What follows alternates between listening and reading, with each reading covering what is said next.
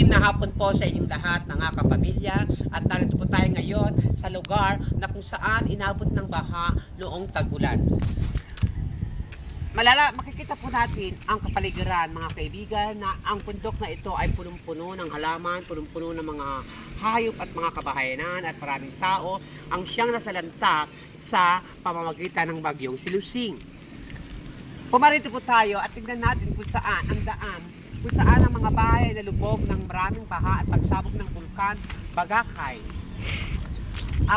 Mga kababayan, ayun po ang mga tahanan ng mga nawalan ng bahay sapagkat maraming tao ang nasugatan at maraming tao ang nanganib ang buhay sa pagbuhos ng ulan at sa pagragasa ng malaking baha.